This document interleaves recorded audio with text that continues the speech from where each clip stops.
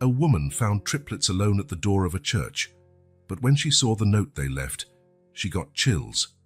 The bell of the small church in Willow Creek tolled 5 times, its sound echoing through the empty streets of the still sleeping town.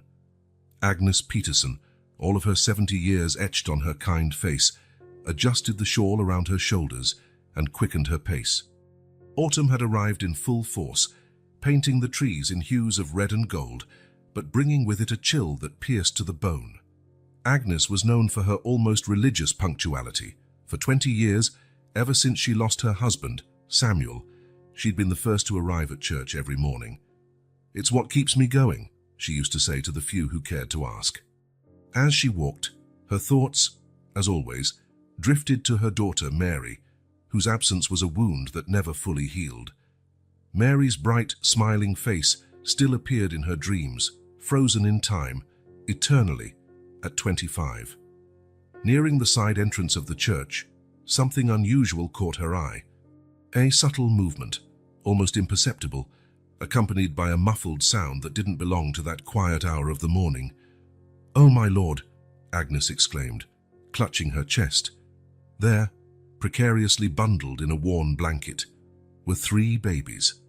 Their faces, red from the cold, contrasted with the pale, ancient stone of the church. For a moment, Agnes thought she was hallucinating, a cruel trick of her lonely mind. But then, one of the babies let out a faint cry, and the reality of the situation hit her like a thunderbolt. With trembling hands, Agnes knelt beside the precious bundle, her heart pounding so hard it felt like it might leap from her chest. "Shh, shh, my little ones," she whispered, her voice choked with emotion. "You're safe now." As she tried to soothe the babies, her eyes caught sight of a folded piece of paper pinned to the blanket. With hesitant fingers, Agnes picked it up and unfolded it. The handwritten words, in a shaky, hurried script, made her blood run cold. "Forgive me. I can't take care of them. Please, find Elizabeth. She'll understand." Agnes felt as if the ground had disappeared beneath her feet. Elizabeth, a name she hadn't heard in decades, a name that brought with it a flood of memories she had spent years trying to bury. "It can't be," she murmured to herself, rereading the note once, twice, 3 times, as if the words might magically change. The cry of one of the babies brought her back to reality. Agnes looked at the 3 innocent faces, so oblivious to the turmoil of emotions their mere presence had unleashed. With a resolve she hadn't felt in years, Agnes gathered the precious bundle in her arms. The weight of the 3 babies was considerable, but she barely noticed, propelled by a force that came from somewhere deep within her. "Come on, my darlings," she said, her voice firmer now. "Let's go inside and figure out what to do with you." As she struggled to open the church door, balancing the babies, Agnes couldn't help but feel that her life had just changed irrevocably. The past she had tried so hard to forget was now knocking at her door, in the form of 3 innocent lives and a mysterious note. The interior of the church was cold and silent, but to Agnes it seemed to vibrate with possibilities and unanswered questions.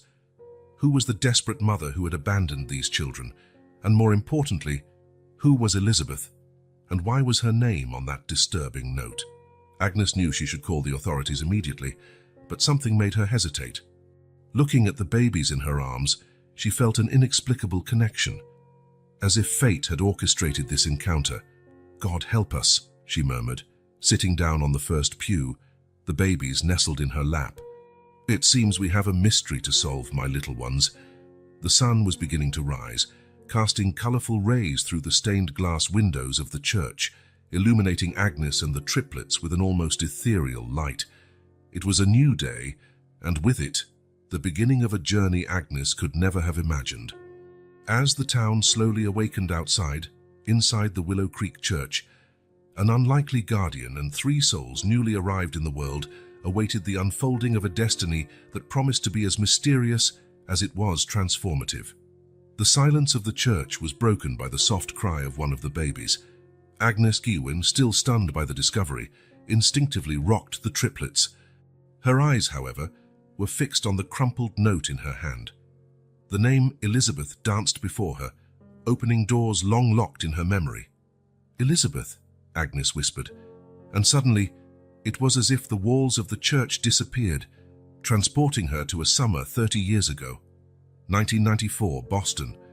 The Boston summer heat was stifling, but Agnes barely noticed, rushing through the hospital corridors. Her daughter, Mary, only 25, had been in a car accident. The doctor's words echoed in her mind, "Critical condition. The next few hours are crucial." In the hallway, a young British man sobbed uncontrollably. Agnes stopped, recognizing him as Mary's boyfriend. "James?" she called softly. The young man looked up, his eyes red and swollen. "Mrs. Peterson, I'm so sorry. It was my fault. We had a fight, and she ran out, and... Agnes sat beside him, hesitantly placing an arm around his shoulders. "Shh, my dear. Accidents happen." But deep in her heart, a seed of resentment began to sprout. Hours passed like an eternity. Samuel, Agnes's husband, arrived, his face a mask of worry. Together they waited, prayed, begged for a miracle. The miracle never came. When the doctor emerged from the operating room, his expression said it all. Mary, her girl, her only daughter, was gone. James's cry echoed through the hallway, a sound of pure agony that Agnes would never forget. But she herself remained silent, a void settling where hope had once been. In the days that followed, as they prepared for the funeral, James was a constant presence, crying, apologizing, begging for forgiveness. Agnes watched him with a mixture of pity and a darker feeling she refused to name.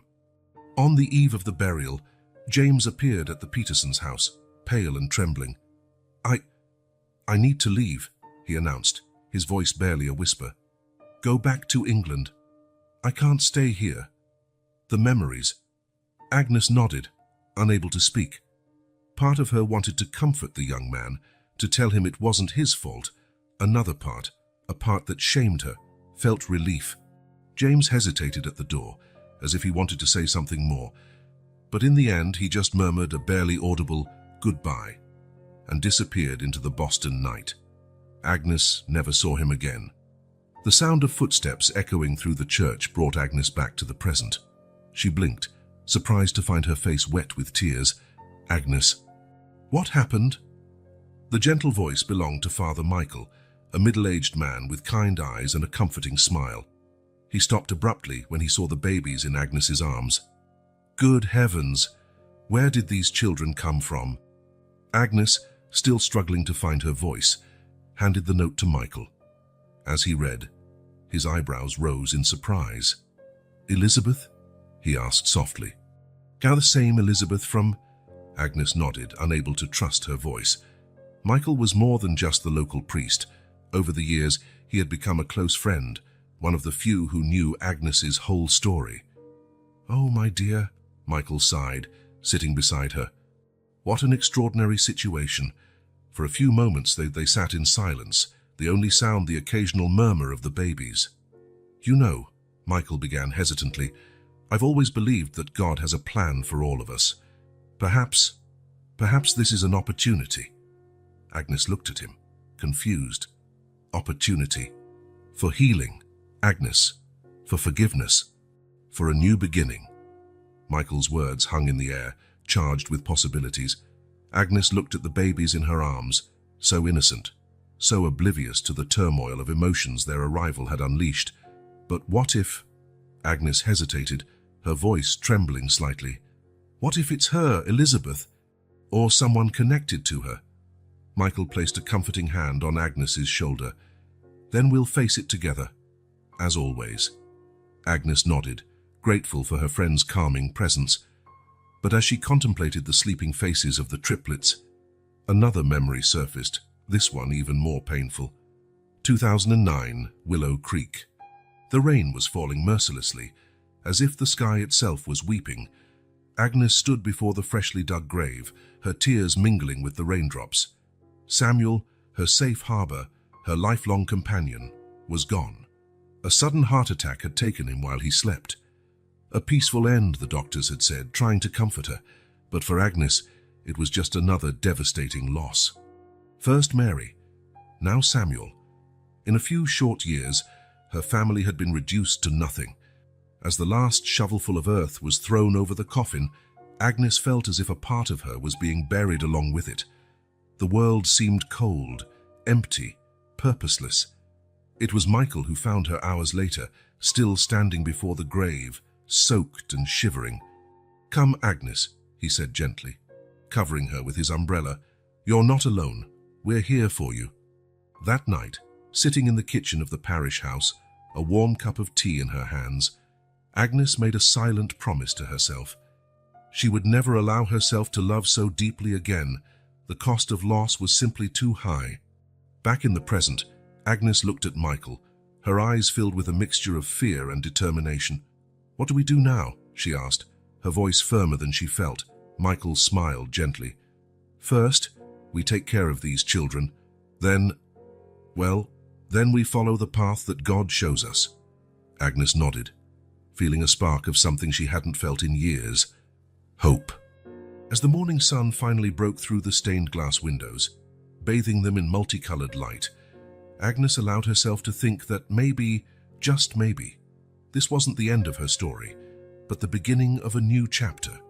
The sun was already high when Agnes and Michael finally emerged from the church, the triplets carefully wrapped in makeshift blankets. Willow Creek's small town square was coming to life, with the first customers arriving at the bakery and the aroma of fresh coffee filling the air. "We need to inform the authorities," Michael said, his voice a mix of concern and reluctance. Agnes nodded, but her arms instinctively tightened around the babies. "I know, but—" She hesitated, searching for the right words. "What if they are separated, sent to different homes?" Michael watched her with understanding in his eyes. "What do you suggest, Agnes?" There was a spark in Agnes's eyes that Michael hadn't seen in years. "I could take care of them, temporarily, of course, until we find out more about their origins." The priest raised his eyebrows in surprise. "Agnes, are you sure? 3 newborn babies. It's a huge responsibility." Agnes looked down at the small, sleeping faces. "I know, Michael, but I feel it's the right thing to do. Like you said, maybe it's an opportunity. For them and for me." Michael smiled softly. "Well, if that's the case, let's do this the right way. I know someone at social services who can help us." A few hours later, Agnes was sitting in her living room, the triplets sleeping peacefully in a makeshift crib fashioned from a laundry basket lined with blankets. The doorbell rang, and Michael entered, accompanied by a young woman. "Agnes, this is Sarah Thompson," Michael introduced. "She's a social worker and has agreed to help us with the situation." Sarah, a woman in her early 30s with short brown hair and attentive eyes, extended her hand to Agnes. "It's a pleasure to meet you, Mrs. Peterson. Father Michael told me about the unusual circumstances." Agnes shook Sarah's hand, noting the mix of professionalism and compassion in her eyes. "Thank you for coming so quickly, Miss Thompson." Sarah approached the makeshift crib, her eyes softening as she saw the babies. They seemed to be well cared for, considering the circumstances. She turned to Agnes. "Mrs. Peterson, I understand your desire to care for these children, but I must warn you it won't be easy." Agnes nodded. "I understand, but I feel it's what I must do." Sarah studied her for a moment before continuing. "Well, if you're determined, we'll work together to make it possible. First, we'll need to officially register the case and obtain temporary custody for you." The next few hours were a whirlwind of paperwork, phone calls and planning. Sarah, efficient and compassionate, guided Agnes through the bureaucratic process, while Michael offered moral support and occasionally checked on the babies. As the sun began to set, Sarah finally put away her folder. "Well, Mrs. Peterson, you officially have temporary custody of the triplets for the next 30 days. During that time, we'll continue to investigate their origins and their mother's situation." Agnes let out a breath she hadn't realized she'd been holding. "Thank you, Miss Thompson. I don't know how to thank you." Sarah smiled. "Take good care of them. And remember, I'll be making regular visits to check on their progress and offer any help you need." After Sarah and Michael left, Agnes found herself alone with the triplets for the first time. The reality of the situation began to sink in, bringing with it a wave of anxiety. "Well, my little ones," she murmured, looking at the babies, "it seems it's just us for now." As if responding to her voice, the three began to stir, their little faces twisting in expressions of discomfort. And then, like a perfectly timed symphony, they began to cry. Agnes felt a pang of panic. "Oh, no, no, no," she whispered, picking up the first baby. "Shh, it's okay, my darling."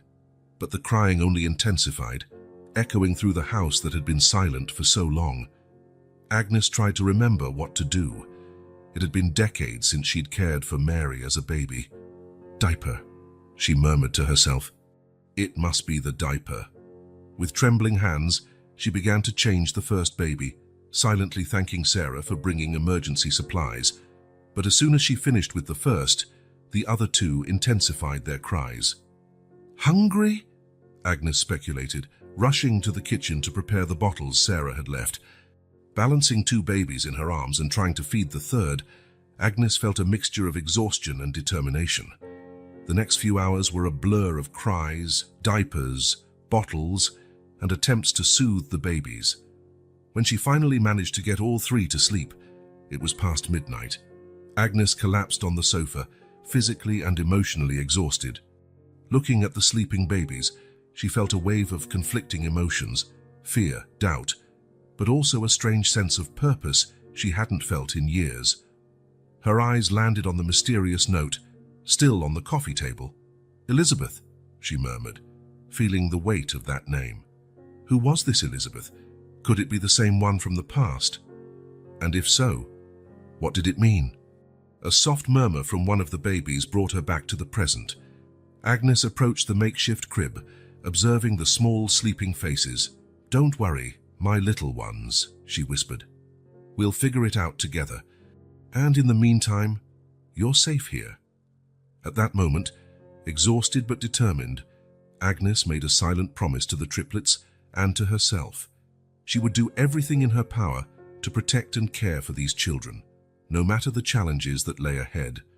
As the night wore on in Willow Creek, Agnes finally allowed herself to sleep, lulled by the soft breathing of the babies. Tomorrow would bring new challenges, but for the first time in a long time, she would face them with a renewed sense of purpose.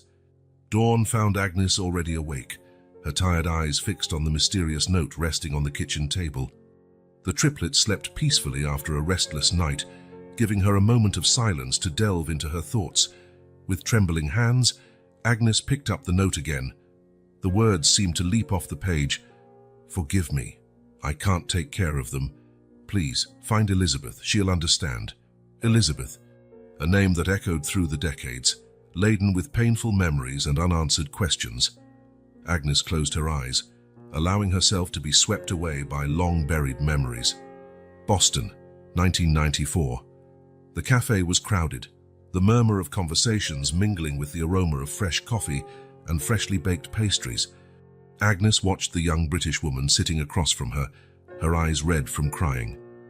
"Mrs. Peterson," James began, his voice trembling. I don't know how to say this." Agnes felt her heart clench. It had only been 2 weeks since Mary's funeral, and the pain was still fresh, an open wound that refused to heal. What is it, James?" Agnes asked, trying to maintain her composure. James took a deep breath, his hands clenching an untouched cup of coffee. I'm pregnant." The world seemed to freeze around Agnes. The words hung in the air, heavy and irrevocable. "With Mary's child," Agnes whispered, although she already knew the answer. James nodded, tears streaming down his cheeks. I didn't know until after the accident. I don't know what to do, Mrs. Peterson. I'm scared." Agnes felt a storm of emotions. Shock, sadness, a flicker of joy, and surprisingly, fear. A grandchild, a part of Mary, would live on. But the idea of seeing her daughter's face in another child, knowing that Mary would never know her. "Will you stay?" Agnes asked, her voice barely audible. James lowered his eyes. "I don't know. My family wants me to go back to England. But what if I decide not to have the baby? I don't know if I can." James' words hit Agnes like a punch. The thought of losing this last vestige of Mary was unbearable. "No," Agnes said, her voice firmer than she expected. "If you decide to have the baby, we'll help. You won't be alone." James looked at Agnes, surprised and relieved. "You would do that?" Agnes nodded, taking James' hands in hers. "Yes, for Mary, for this child." At that moment, a silent agreement was made, but fate had other plans. The cry of one of the babies brought Agnes back to the present. She blinked, surprised to find tears on her own cheeks. "Oh, my little ones," she murmured, picking up the crying baby. "Say, what secrets do you carry?" As she soothed the baby, Agnes couldn't help but wonder, could one of these triplets be the grandchild she never knew? The idea was almost too painful to consider. The doorbell rang, startling Agnes. It was Michael, carrying a basket of supplies. "Good morning, Agnes," he smiled, entering. "I thought you might need—" "Agnes? What's wrong?" Agnes realized she still had tears in her eyes. "Oh, it's nothing," she tried to disguise, but Michael knew her too well. "Agnes," he said softly, placing the basket on the table. "You know more about this situation than you're telling me, don't you?" She hesitated, the weight of decades of secrets weighing on her shoulders. "Michael, At that moment, the other two babies began to cry, interrupting the conversation. Agnes and Michael spent the next few minutes changing diapers and preparing bottles, a tense silence hanging between them. When the triplets finally calmed down, Michael turned to Agnes. "My friend, what's going on? You seem to be carrying a very heavy burden." Agnes sighed deeply, feeling the weariness of years of secrets. "Michael, there's something I've never told anyone, not even Samuel." The priest nodded encouragingly, his eyes filled with understanding. "Elizabeth, Mary's girlfriend," Agnes began, her voice trembling slightly. "She was pregnant when Mary died." Michael's eyes widened in surprise. "Good heavens, and what happened?" Agnes shook her head, the painful memories resurfacing. "I don't know. Elizabeth went back to England a few weeks later. She promised to keep me informed, but—" Her voice trailed off. "She never contacted you again," Michael concluded softly. Agnes nodded, silent tears streaming down her face. "For years I waited.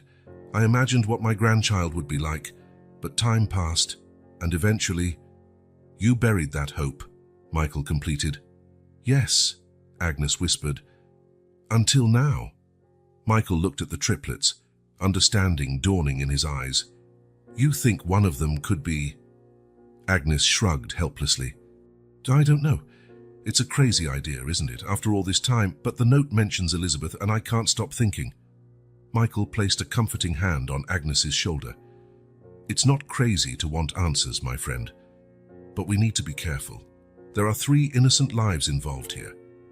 Agnes looked at the babies, feeling a mixture of love and fear. "What should I do, Michael?" The priest thought for a moment. "First, we need to take care of these little ones. As for the rest, maybe it's time to unearth some of those secrets.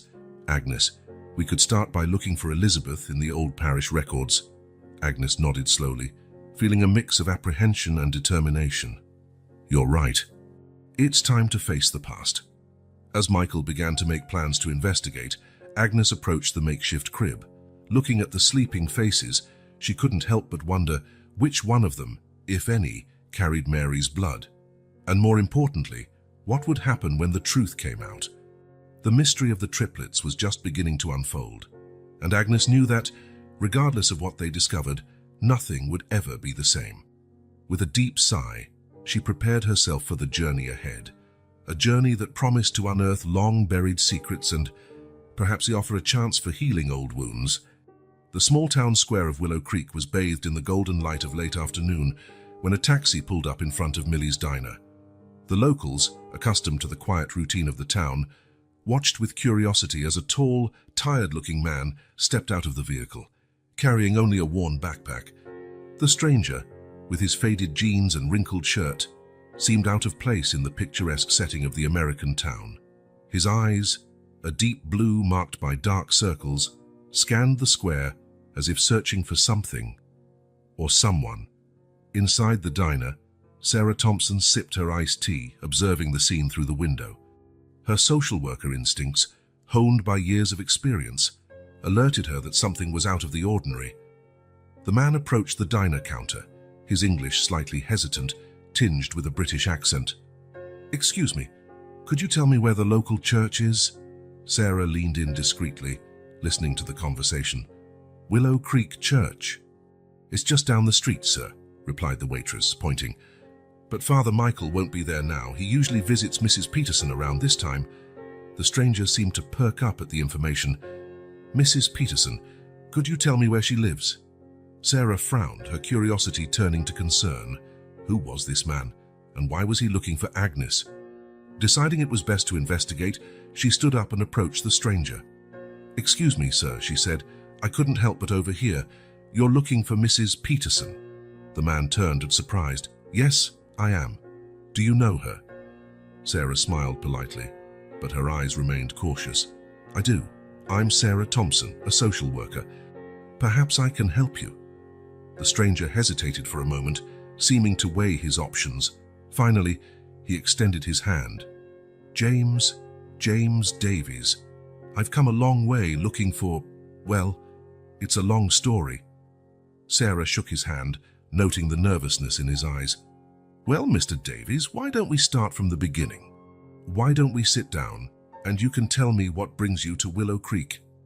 Meanwhile, at Agnes's house, the sound of children's laughter filled the room. Michael was on the floor, making faces at the triplets who, now almost 2 weeks old, were beginning to respond with smiles and gurgles. Agnes watched the scene with a mixture of joy and apprehension. The past few days had been a roller coaster of emotions, torn between caring for the babies and searching for answers about their past. They're growing so fast, Michael commented, picking up one of the babies. Agnes nodded, a soft smile on her lips. Yes, it's frightening how time flies. The sound of the doorbell interrupted the moment. Agnes frowned, not expecting visitors.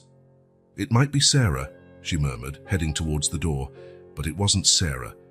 It was a man Agnes had never seen before, tall and tired-looking. Beside him stood Sarah, her face a mask of professional concern. Mrs. Peterson, Sarah began, her voice cautious, this is James Davies. He's come from England and, well, he's looking for newborn triplets.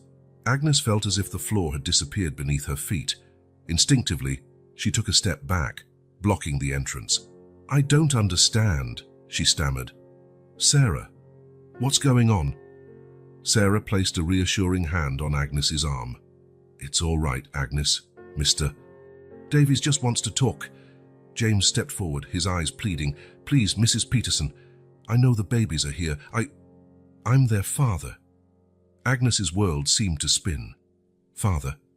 But then, her hopes about a possible grandchild. Michael appeared behind Agnes, his presence comforting. What's happening? Sarah quickly explained the situation, while Agnes struggled to process the information.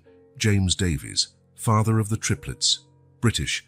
The pieces of the puzzle were fitting together, but not in a way Agnes had expected. Please, James pleaded again. I just want to see them.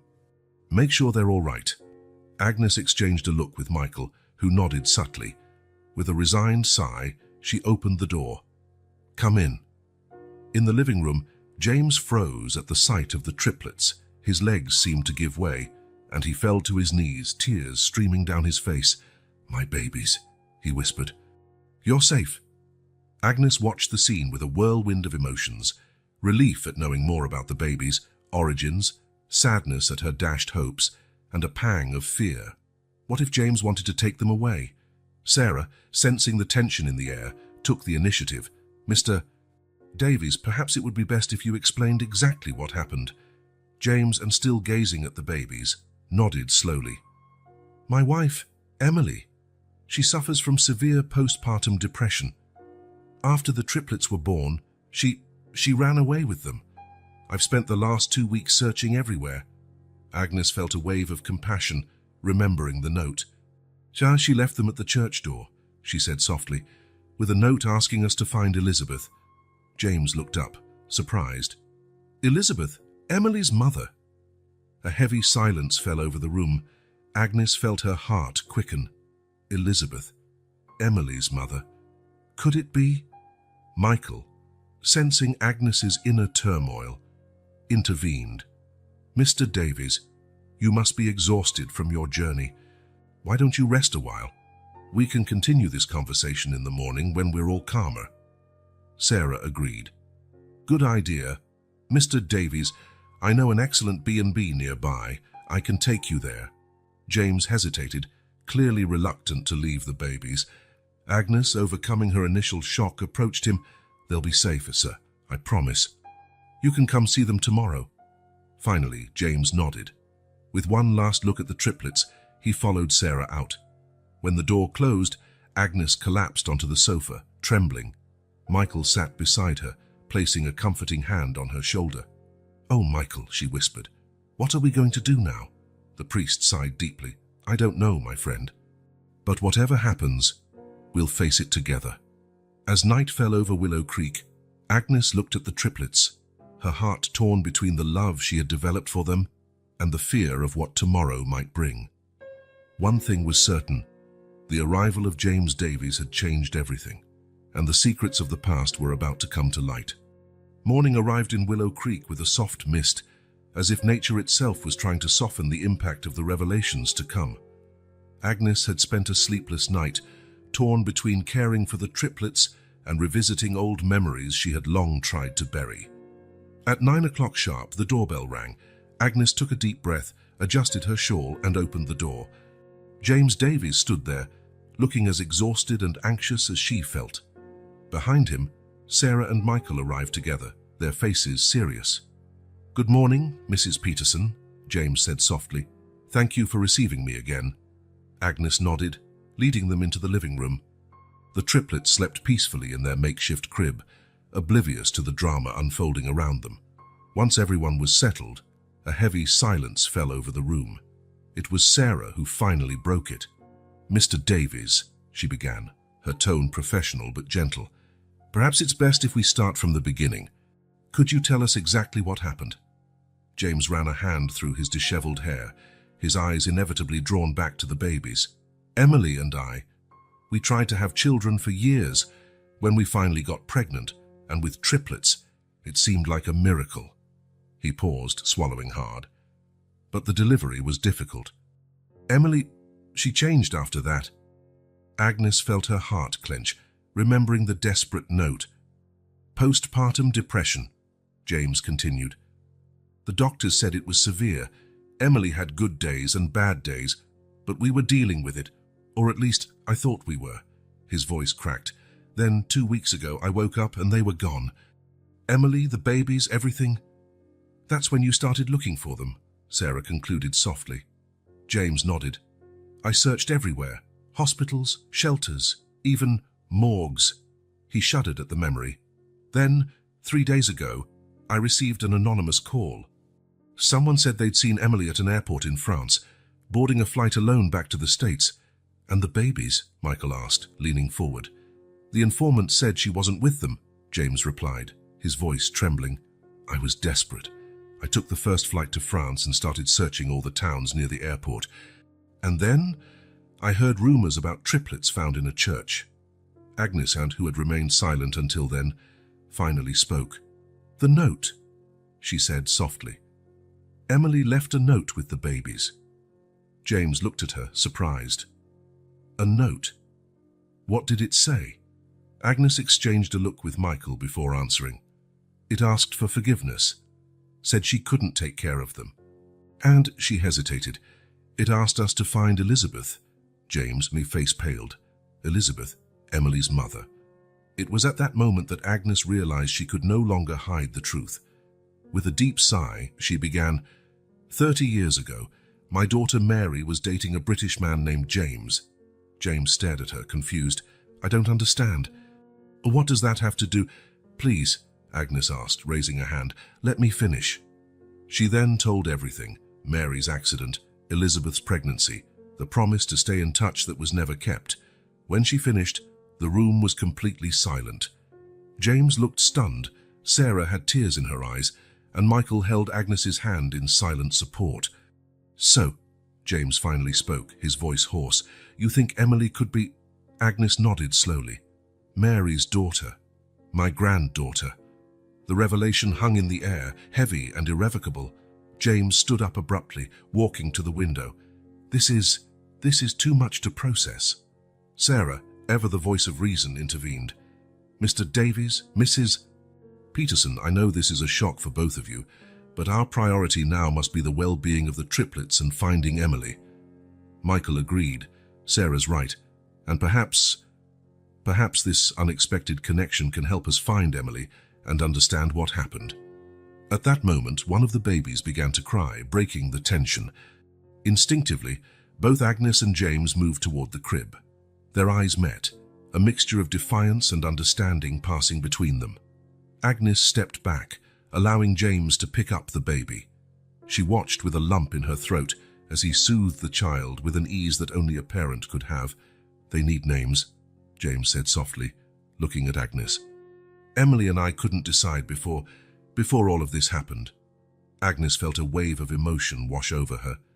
Perhaps we can choose together. It was a small gesture, but laden with meaning.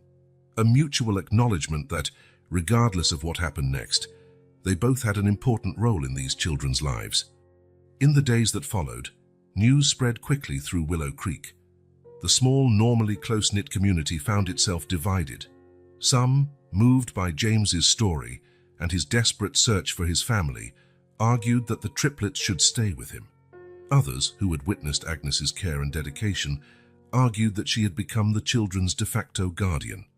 Millie's diner became the center of heated debates. Mrs. Higgins, the baker, passionately declared, "Agnes gave those children a home when they had nothing. How can we take that away from her?" On the other hand, Mr. Johnson, the mailman, argued, "But their father is here now. It's his right to raise his own children."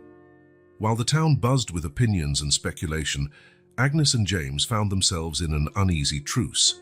They both remained at Agnes's house, caring for the triplets together, each observing the other with a mixture of gratitude and apprehension. Sarah made daily visits, monitoring the situation and offering support. Michael, in turn, worked tirelessly behind the scenes, using his church contacts to try and locate Emily or Elizabeth.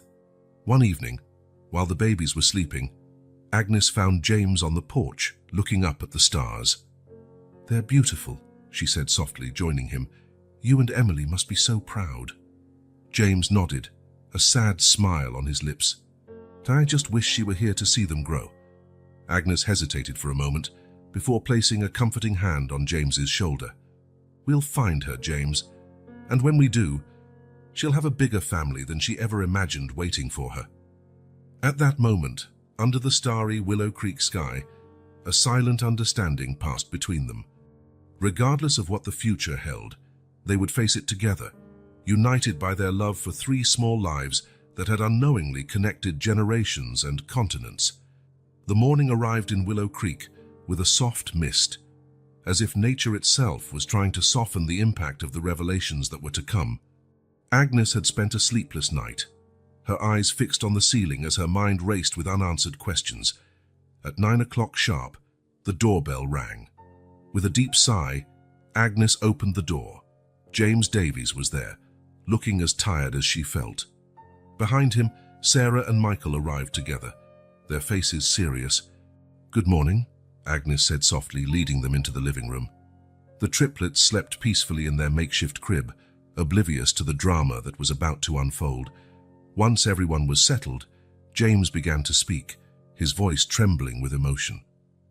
I'm the father of the triplets," he said, looking directly at Agnes.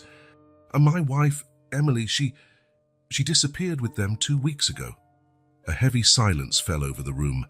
Agnes felt as if the floor had disappeared beneath her feet. "Disappeared?"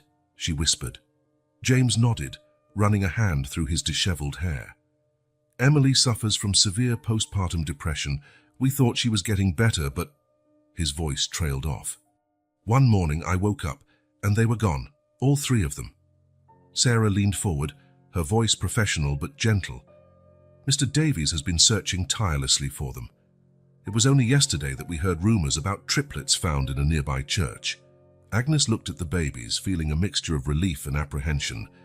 "They had a note with them," she said softly, "asking us to find Elizabeth."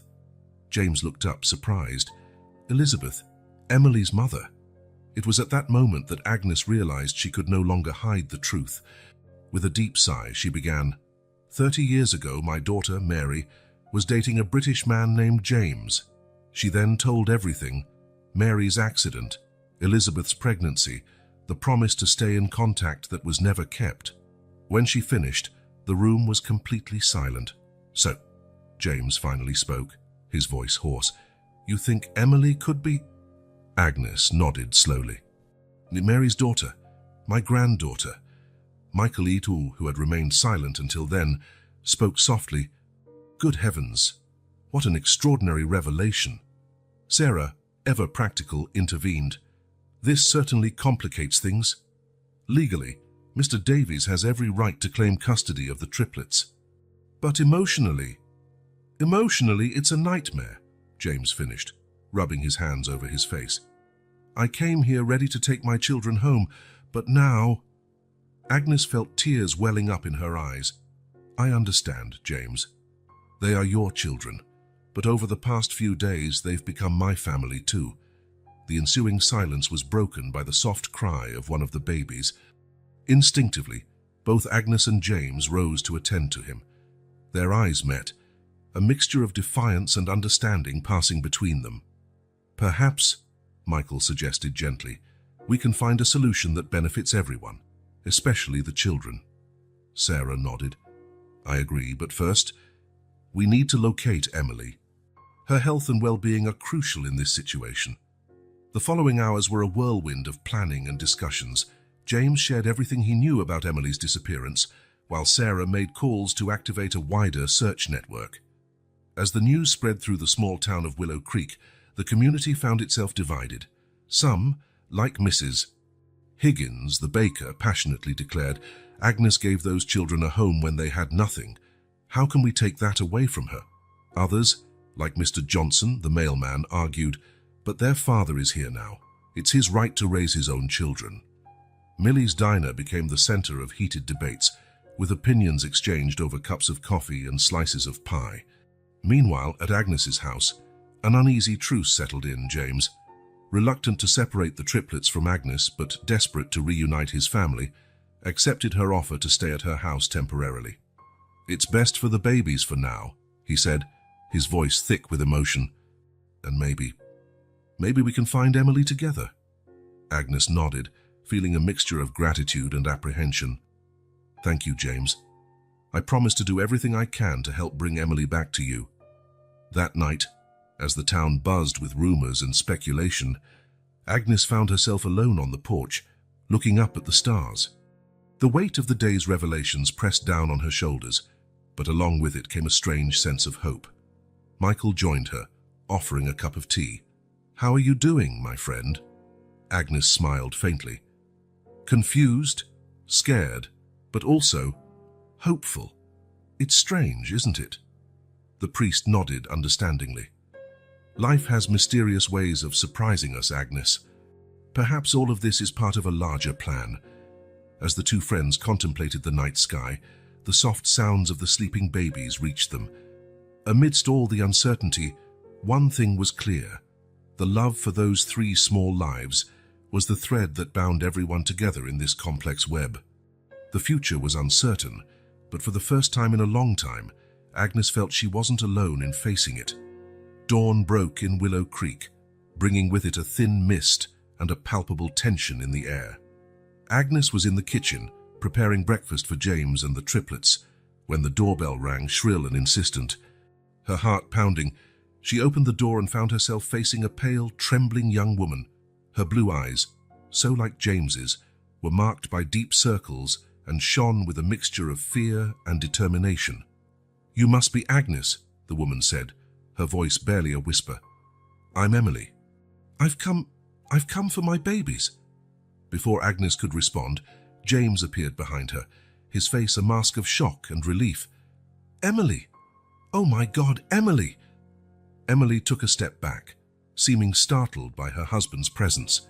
Agnes, sensing the fragility of the situation, intervened gently. Why don't we all come inside? We can talk better in there. Once in the living room, Emily rushed to the crib where the triplets lay sleeping.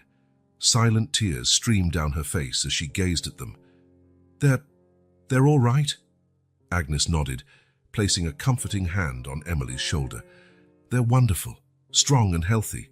James, still stunned, cautiously approached Emily. "Darling, I was so worried. Why did you run away?" Emily flinched, hugging herself. I couldn't cope. The voices in my head, they wouldn't stop. They told me I was a terrible mother, that the babies would be better off without me." Agnes felt a wave of compassion. She could see the pain in Emily's eyes, a pain that went beyond comprehension. At that moment, Michael arrived, breathless. Taking in the scene, he quickly assessed the situation. "Emily," he said softly, "welcome to Willow Creek. We're all so relieved to see you safe." The following hours were a roller coaster of emotions. Emily alternated between moments of deep connection with the babies and periods of intense anxiety. James, relieved to have his wife back but still hurt by her departure, didn't know how to act. Agnes, surprising even herself, took on the role of mediator.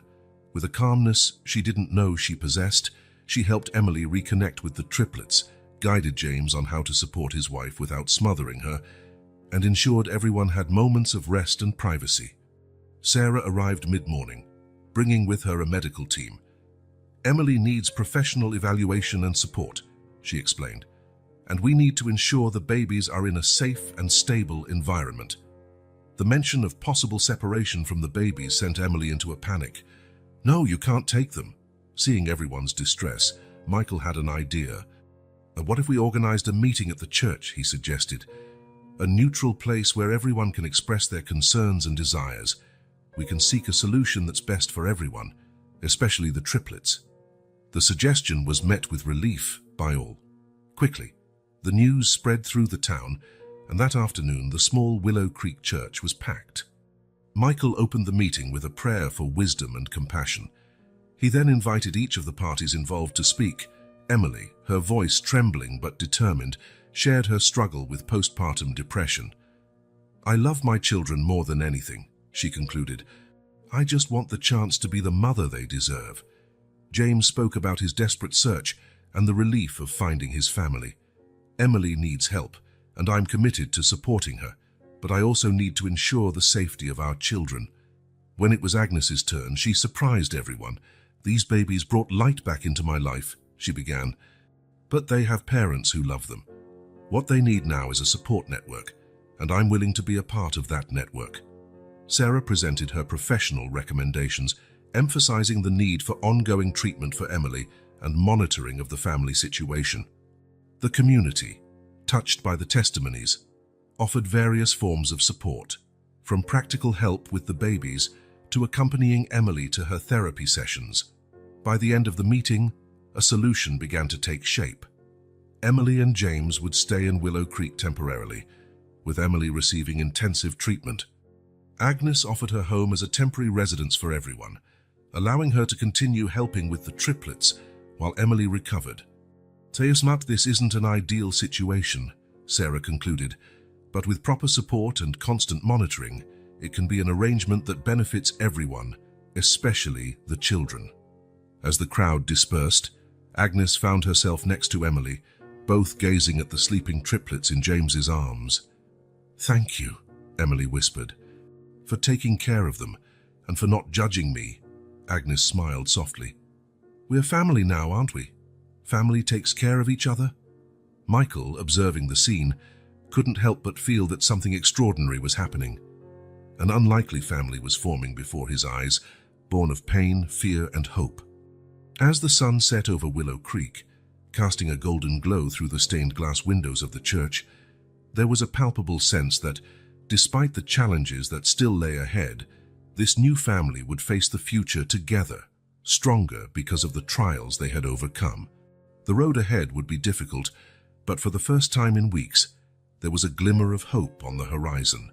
And at the center of it all, 3 small lives, uniting hearts and healing wounds in ways no one could have foreseen. Dawn found Agnes sitting on her porch, a cup of coffee cooling in her hands.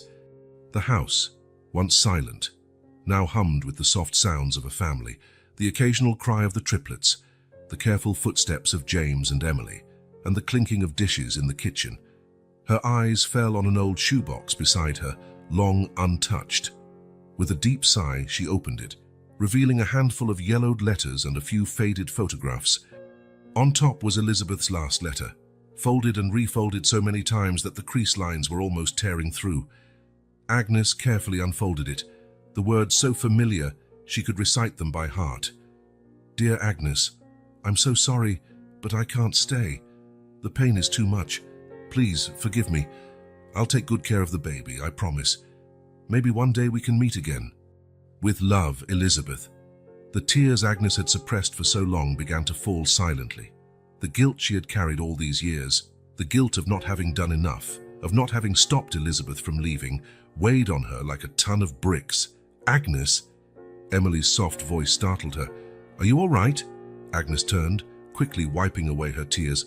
"Oh, Emily, I didn't hear you coming." Emily sat beside her, her eyes catching the letter. Is that from my mother?"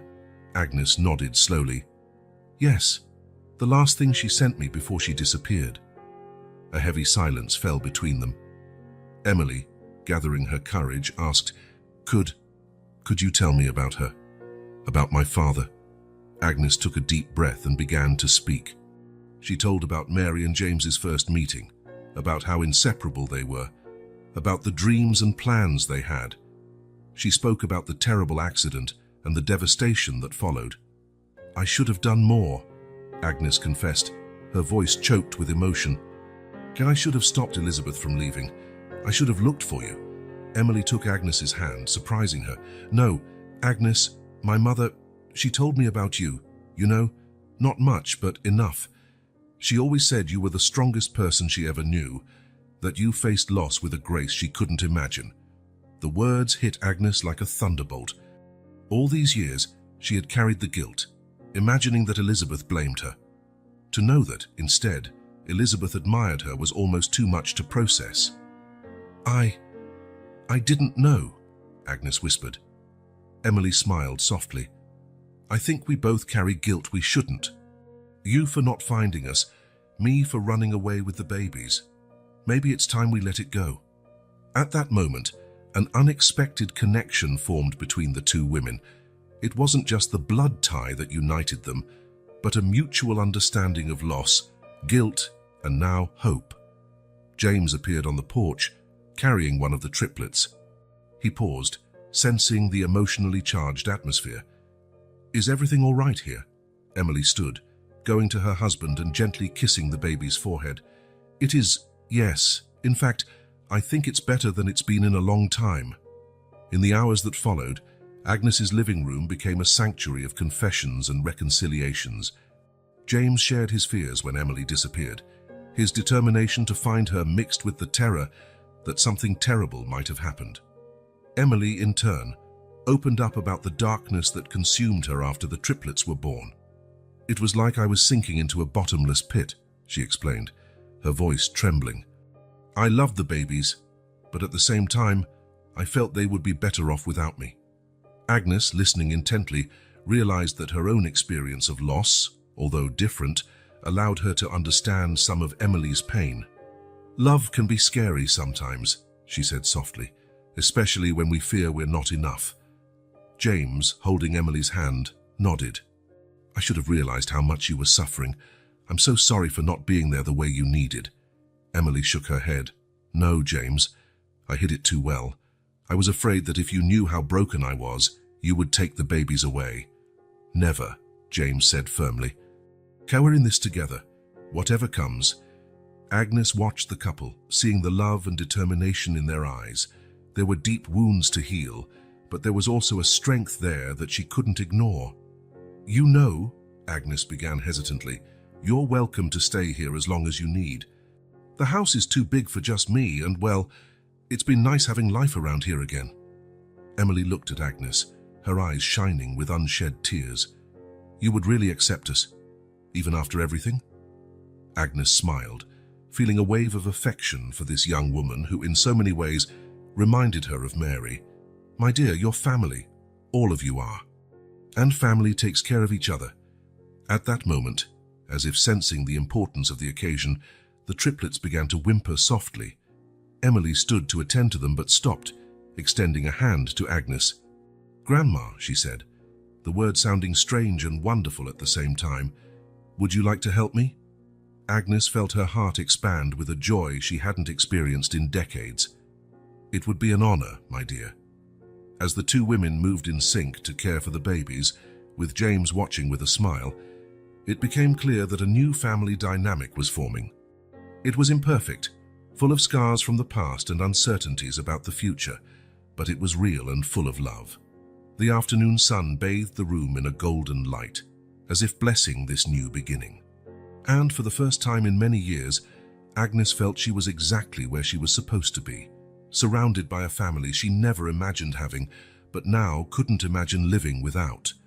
Autumn arrived in Willow Creek, painting the trees in shades of red and gold. But the beauty of the season contrasted sharply with the tension hanging over the small town.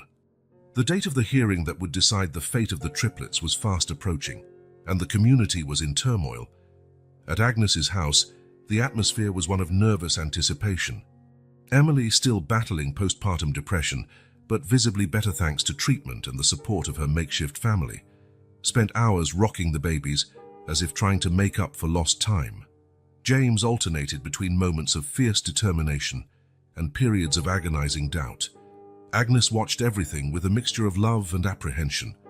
Her heart was torn between the desire to keep the triplets close and the knowledge that James and Emily were their rightful parents. Every smile, every small milestone in the baby's development was a bittersweet joy for her. One afternoon, while Agnes was folding baby clothes in the living room, Sarah arrived for another of her regular visits. "How are things, Agnes?" the social worker asked, her professional tone laced with genuine concern. Agnes sighed, putting aside a tiny jumpsuit. "Complicated, Sarah. Every day is a roller coaster of emotions." Sarah nodded understandingly. "And how are you feeling about the hearing?" Agnes hesitated, the words catching in her throat. I don't know.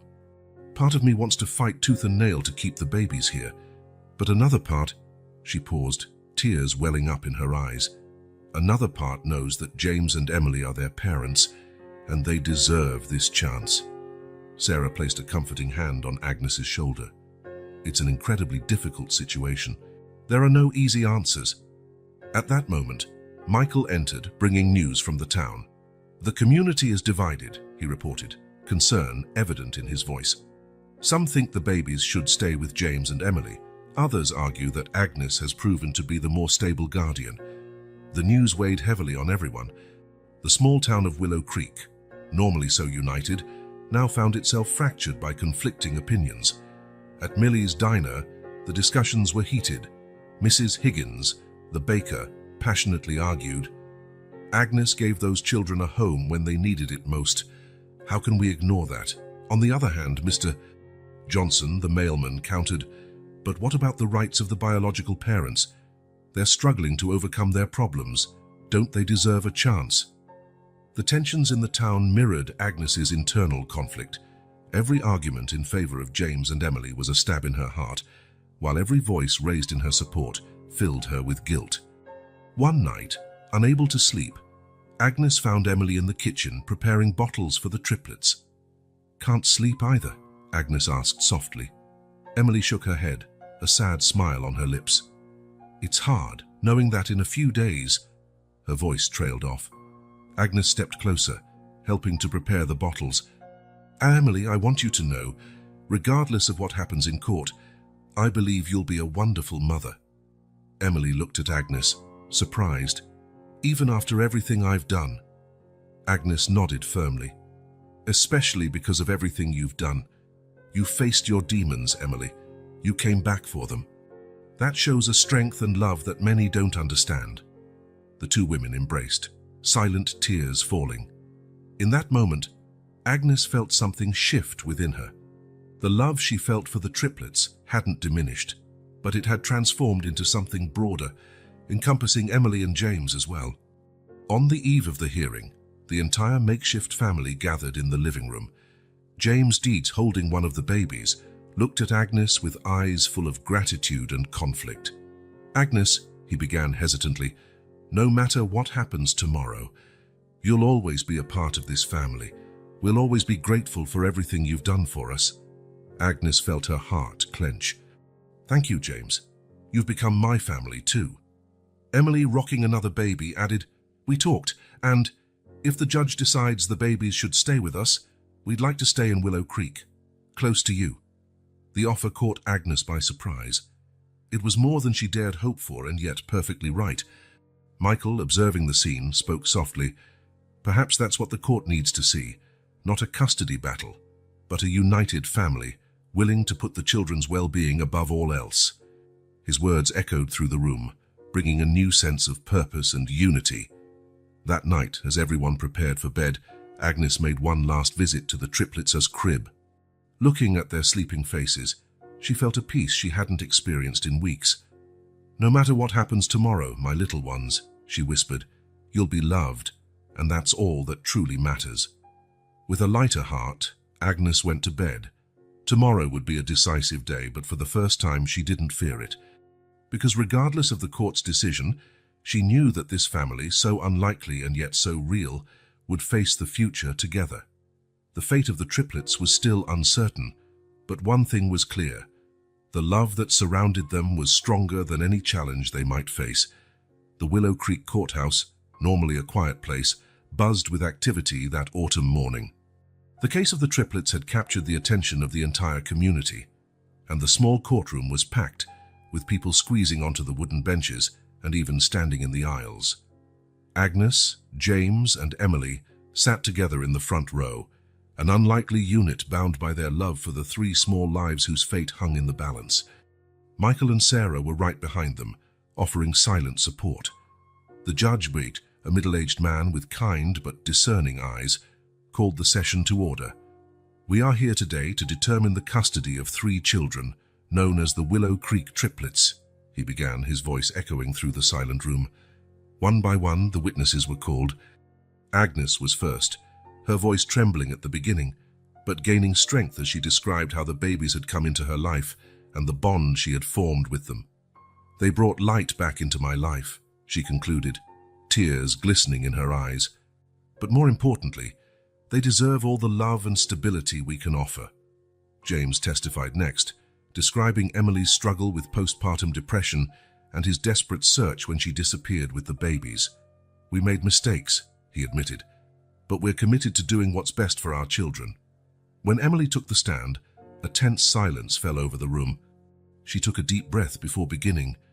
"I ran away because I thought my babies would be better off without me," she said, her voice barely above a whisper. "I was wrong, and I deeply regret my actions, but I'm getting help, and I'm determined to be the mother my children deserve." The judge listened attentively to each testimony, making occasional notes.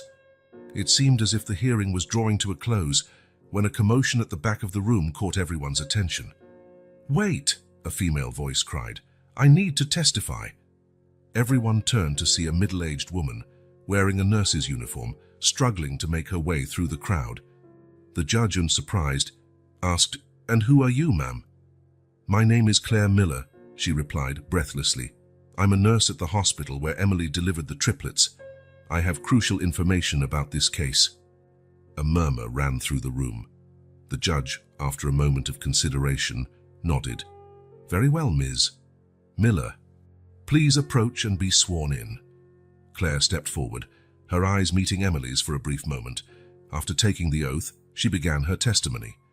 "I cared for Emily during and after the delivery of the triplets," Claire explained. "What I witnessed was a severe case of postpartum depression, far beyond the normal baby blues." She then described in distressing detail Emily's mental state in the days following the birth. "Emily pleaded for help repeatedly," Claire revealed, her voice trembling with emotion. She said she was having frightening thoughts, that she didn't feel connected to the babies. But the medical staff, they minimized her concerns. A shocked silence fell over the room. Emily sobbed quietly, with James holding her hand tightly. Agnes stared at Claire with a mixture of gratitude and horror. Claire continued, her voice gaining strength. "I tried to alert the doctors to the seriousness of the situation, but I was ignored. They said it was just a phase, that she would get over it. They didn't offer adequate psychological support, nor did they consider medication. The judge leaned forward, his expression grave. "Mrs. Miller, are you saying there was negligence on the part of the hospital?" Claire nodded firmly. "Yes, Your Honor." Standard protocol for postpartum depression cases was not followed. Emily was sent home without the necessary support, despite her desperate pleas for help. The room erupted in shocked whispers. The lawyer representing the children's interests stood up abruptly. "Your Honor, in light of this new information, I request a recess so that we can re-evaluate our position." The judge, visibly shaken by the revelations, agreed.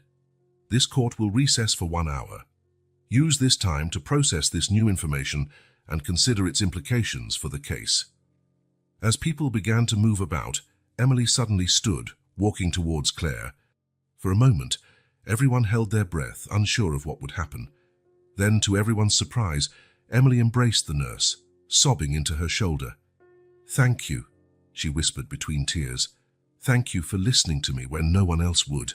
Claire returned the hug, her own eyes welling up. "I'm so sorry I didn't do more at the time. But I'm here now." Agnes and James joined them, forming a circle of support around Emily.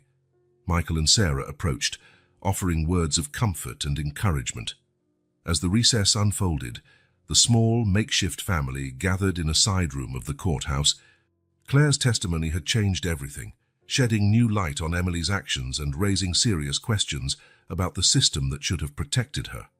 "What does this mean for us?" James asked, his voice a mixture of hope and apprehension. Sarah, ever the voice of reason, responded carefully. "It certainly changes the narrative. It shows that Emily wasn't simply abandoning her children, but struggling with a serious medical condition without adequate support." Agnes, who had been silent, finally spoke. "It means we have to fight even harder, not just for custody of the triplets, but for changes in the system, to ensure that no other mother goes through what Emily went through." Emily, still wiping away tears, looked at Agnes with gratitude. You still want to help us, even after everything?" Agnes smiled softly, taking Emily's hand. "More than ever, dear. We're family now, remember? And family weathers the storms together." As the recess came to an end and they prepared to return to the courtroom, there was a new sense of unity and purpose among them. The fate of the triplets was still uncertain, but one thing was clear: whatever the judge's decision, this makeshift family would face the future together, stronger because of the trials they had overcome. The Willow Creek courtroom was silent as the judge returned. The anxious faces of Agnes, James, Emily, and everyone present turned towards him, awaiting the decision that would change their lives forever. He cleared his throat and began. "This case has been extraordinary in many ways. The revelations brought forth by Miss Miller have shed new light on the circumstances that led to this situation." He paused, looking directly at Emily. "Mrs. Bennett, it is clear you were a victim of a system that failed to provide you with the necessary support during a critical period. Your actions, while drastic, are understandable in light of this information." Emily let out a sob of relief, and James squeezed her hand supportively. "However," the judge continued, "our primary concern must be the well-being of the triplets, and this is where I find myself facing a dilemma. On one hand, we have the biological parents, clearly devoted and willing to overcome their challenges. On the other, we have Mrs. Peterson, who provided a stable and loving home for the children at a critical time." Agnes held her breath, her heart pounding. "After much deliberation," the judge continued, "I have reached a decision that I believe serves the best interests of all involved. I propose a shared custody arrangement between Mr. and Mrs. Bennett and Mrs. Peterson." A murmur of surprise rippled through the room. The triplets will reside primarily with their biological parents, but Mrs. Peterson will have regular and extensive visitation rights. Furthermore, given the unique connection between the families, I encourage close collaboration in raising the children. The judge then turned to Sarah. "Ms. Thompson, I would like you to supervise this arrangement, conducting regular visits and providing reports to the court. I also order that Mrs. Bennett continue receiving ongoing psychological support." Emily nodded fervently, tears of relief streaming down her face. "Finally," the judge concluded, Given the crucial role the Willow Creek community has played in this case, I encourage the continuation of that support. This family will need a strong network to thrive. As the judge's gavel fell, finalizing the decision, the room erupted in a mixture of applause and tears of relief. Agnes, James, and Emily embraced, forming a circle around the triplets, who watched the scene with wide, curious eyes. 1 year later, Agnes's house was decorated with colorful balloons and ribbons. The aroma of a freshly baked cake filled the air, mingling with the laughter and animated chatter of the guests. In the center of the room, 3 high chairs held the triplets, now 1 year old. Their faces were smeared with frosting, and their eyes sparkled with the joy of the party. Agnes watched the scene with a full heart. James and Emily circulated among the guests, their faces radiant with pride and happiness. The change in them was remarkable. Emily, with ongoing support and therapy, had blossomed as a mother, while James exuded a quiet confidence in his role as a father. Michael approached Agnes, offering her a glass of champagne. "Who would have thought, huh?" he commented with a warm smile. "A year ago we were all in court, and now look at this." Agnes nodded, touched. "It's amazing how things have changed, and to think it could have been so different without Claire's testimony." As if summoned by her name, Claire appeared, carrying one of the triplets. Did someone mention my name?" she joked. "We were just reflecting on how your testimony changed everything," Agnes explained. Claire shook her head, a thoughtful look on her face. "I only did what was right, but seeing the result, seeing this happy, united family, it means everything." Sarah joined the group, her professional notepad noticeably absent today. "As a social worker, I see many difficult cases, but this one gave me hope. It showed that with support and understanding, we can overcome almost anything." The conversation was interrupted by James calling everyone's attention to the cake. As the guests gathered to sing Happy Birthday, Agnes found herself next to Emily. "Sav, thank you," Emily whispered, taking Agnes's hand. "For everything. For accepting us, for supporting us, for loving my children as if they were your own." Agnes smiled, tears of happiness glistening in her eyes. "They are mine, in a way, just like you are. We're family, remember?" As the candles were blown out and applause filled the room, Agnes looked around, marveling at the scene. The small house that had once been a solitary refuge now overflowed with life and love. The triplets, with their gummy smiles and infectious laughter, were the center of it all. But around them, Agnes saw a web of connections that extended far beyond. James and Emily, now confident in their roles as parents. Claire, whose courage had changed the course of their lives. Michael and Sarah, pillars of constant support. And the entire Willow Creek community, which had rallied to support this unlikely family. As the party continued, Agnes stepped away for a moment, going out onto the porch. The autumn sun bathed Willow Creek in a golden glow, and she could hear the laughter and chatter coming from inside the house. "Mary," she whispered to the sky, "I hope you're proud. Your family, our families, is finally complete."